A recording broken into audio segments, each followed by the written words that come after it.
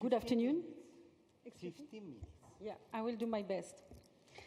So first of all, thank you for the invitation. I'm really delighted to be here today. Sorry also I will have to speak in English. I will try to do that slowly. My Italian is not yet good enough.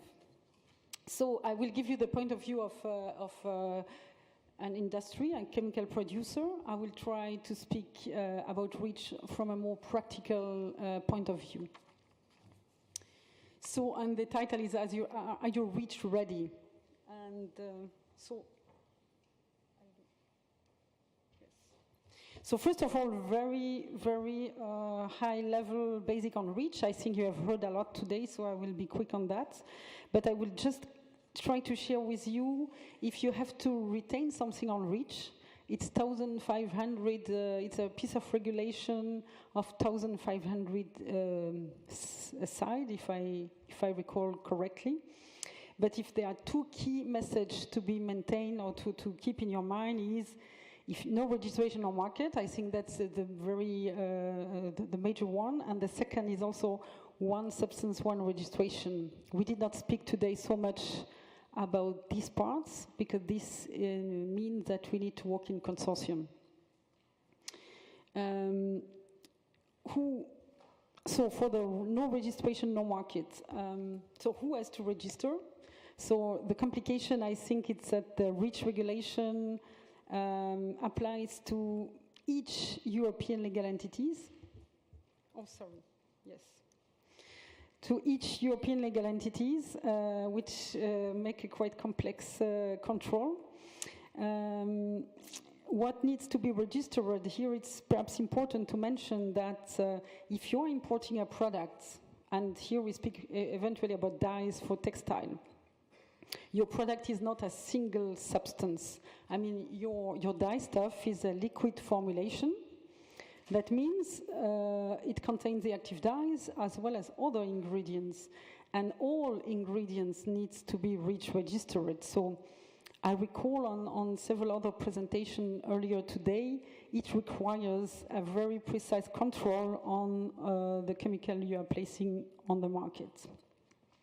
So you need to register as when it reaches 1 ton per year, and there are of course some exemptions like polymer, chemical already regulated like biocide, cosmetic, natural substance, and also the substance already registered under the previous European regulation. Yes, also very short here. You know perfectly, I'm sure, the REACH process. So perhaps here just to figure out that data requirements, of course, are increasing with the volumes. And the principle is very simple. The more you import, the more you produce, the more exposure you have to the environment and to the consumer or the worker that are working with our dye stuff. So there are some evaluation, we will see that later, and also then authorization for substance of very high concern. So here, of course, you have to demonstrate that the benefit for the society is higher than the impact on the environment. Now let's go very shortly on the other principle, which is one substance, one registration. It's really a legal obligation. You cannot submit a dossier if another company already submitted one. So that means we work in SIEFs, Substance Information Exchange Forum, that's the official name. And here we have to share data and we have to share our registration. So I would like just to also comment a little bit on the cost, because of course the data requirement is very high. So how do we share the cost of REACH in a consortium? So typically the lead registrant is carrying out 35% of the investments. So they invest more than other companies that join the dossier later. And they will share the 65% with any other further registrant that will join the dossier. Also, I would really like to recommend you to use the dissemination tool available on the ECHA platform. I mentioned the link here, because here you can really see who are the lead company, who are the co-registrants. It gives a lot of information and helps you to control the compliance of your supply chain. So that's, in very short, an illustration of the royalty model. I just took three examples. Of course, there are consortium having more than 20 co-registrants. But here, let's take an example for a dyestuff. As lead registrant, you pay, of course, initially the full cost. So you have a full initial investment.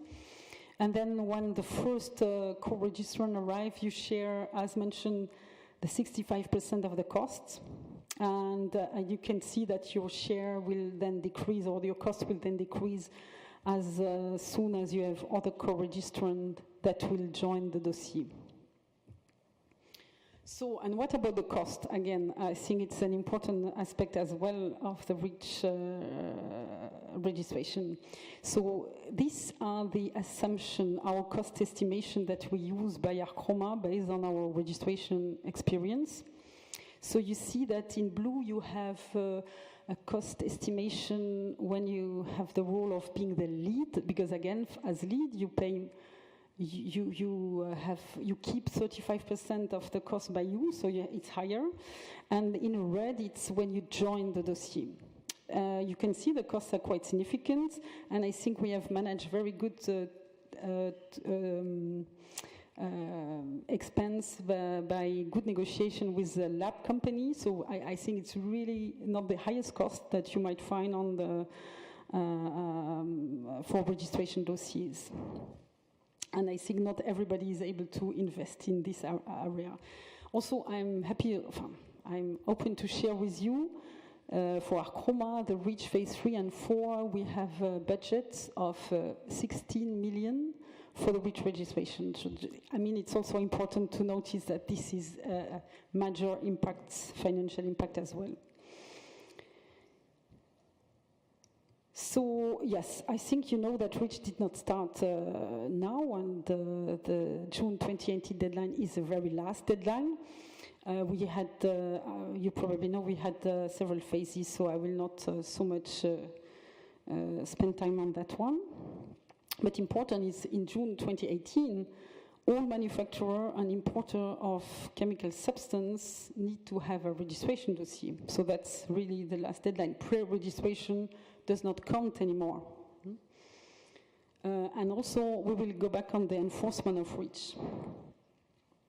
So, 1st June 2018, that's probably my favorite slide, because that is a slide from my vacation last summer in Greece, and I was thinking I might make a reservation already there for June 1st, because I will have finished REACH, so somehow very happy and ready to enjoy life.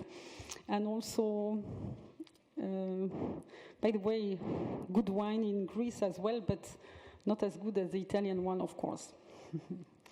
So, in fact, I realize it's not at all the case, because June 2018 is not the end of REACH. First of all, there will be the evaluation process, also very heavy. We might have also increase of our volumes if we are successful on the business, and we will have to register new substances. So that's just a very high overview of the substance evaluation scheme.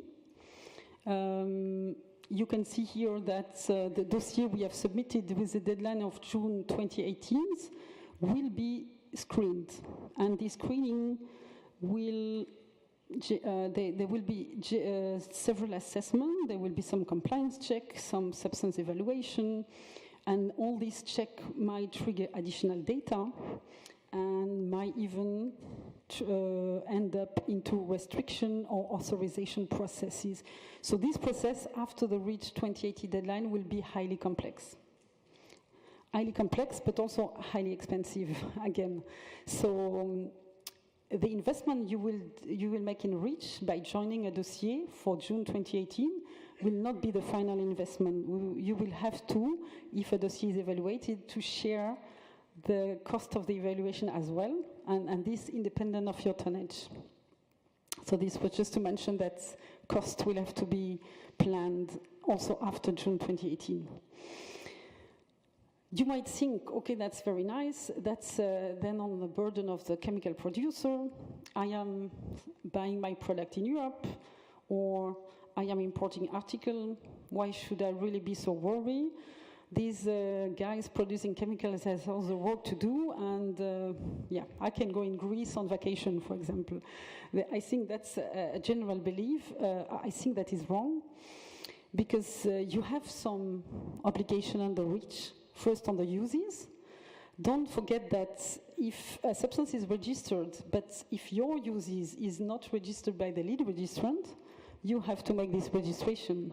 So take care about the uses. Then the second concern is SVHC.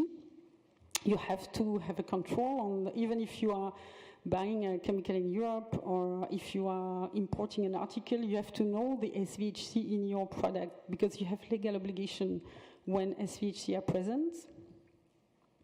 And then, of course, we have to ensure that the restriction or the restricted substance, you are compliant with the restricted substances, and that you don't have any in your product. So very important for me is that compliance is the duty of all actors placing chemical or article on the European market, and that at each step of the supply chain. So unfortunately, it's not only lying on the chemical manufacturer.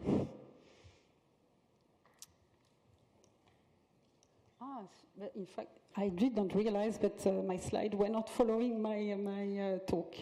So that was a nice picture I was mentioning before. Sorry for that.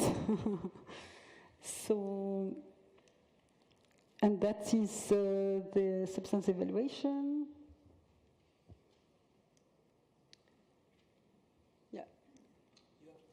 Sorry, no, it's because the point is you don't see what you present, so I try to follow on two different.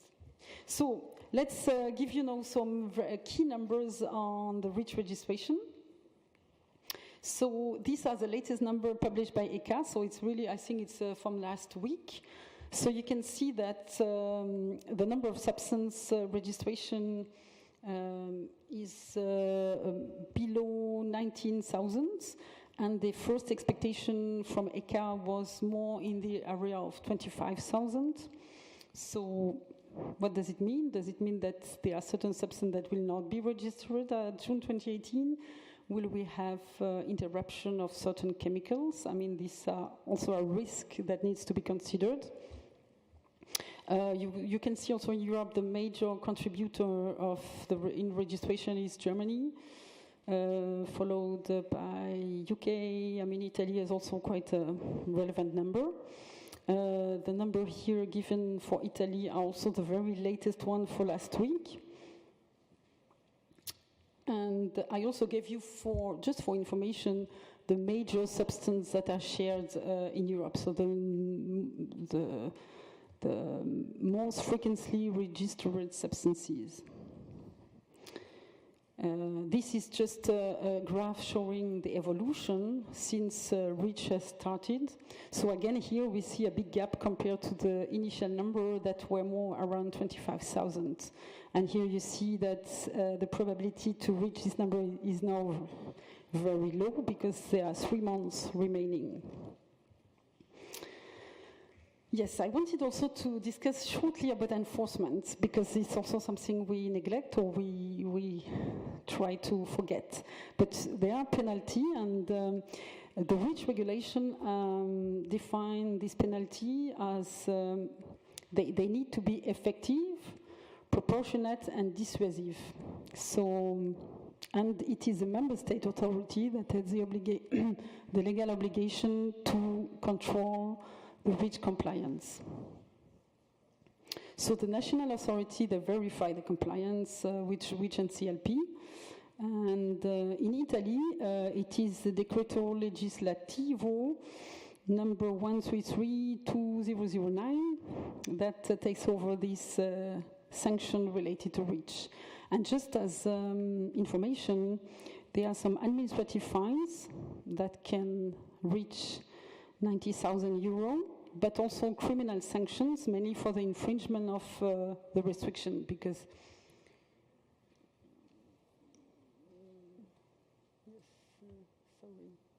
Yes, sorry, because restriction is, I mean, we speak here about very dangerous substance. We expect the article to be free of this substance, so it can be really seen as a criminal action not to comply with these requirements. Excuse me? Yeah, I have just 3 more slides. Excuse me. So, I would like to share with you one outcome of ECHA enforcement project.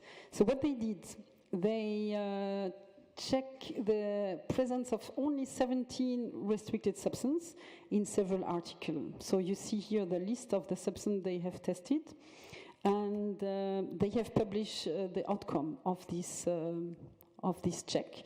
When we say check, they really made analytical check. So they checked 5,625 products, and they found, if I round it, only 20% of non-compliance, which is a huge number if you consider that they only checked 17 substances. Here it's an overview of the origin, which country. I mean, you can see that they checked formulation, but as well article. As I said, the article needs also to comply with which requirements. And we can see here that mainly China is, article imported from China has the highest level of non-compliance. The blank are just origin that could not be assessed. So again, compliance is a duty of all actors placing chemical and article on the European markets. To finalize, I have 2 slides, so 2 minutes. So the point and also the reason of the presentation was, are you REACH ready? So registration is a very complex process, very scientific dossier. So your supplier need a dedicated organization of regulatory experts and chemists. I think it's very essential to ensure the ability of your supplier to conform with these requirements. Yeah, so don't risk non-compliance and don't risk supply disruption. Check really your supply chain. That's the main message. The deadline is 3 months, and interruption would be, of course, very critical for the business of all of you. And really to finalize my presentation today, I would like also to mention that REACH has a contribution, perhaps indirect, but I think a contribution on sustainability. Why? Because REACH has helped very much to increase the awareness on the impacts of our chemicals on the environment, on the human health. REACH has generated lots of data that are used by many governments, by I would say even by our third-party assessor, by ZDHC, because any substance that is ending on the restricted substance list or that is defined as SVHC will be regulated also by the brands, by the NGO. They are then scrutinized by the NGO. So I think REACH has really had an impact on increasing the awareness of our chemical product and the impact on the environment and the human health. Also, what I see as a big contributor for sustainability is the replacement of substance of concern, or SVHC. I mean, we by Archroma have the policy not to maintain SVHC in our range on products, so we are working on alternatives to have better product for the environment and the human health. So from that perspective, I think REACH has had also a very non-minor contribution on the sustainability agenda. So with that, I think I finished my presentation. Was it in time? Oh, sorry for the technical issue, but it was difficult to follow up between two screens.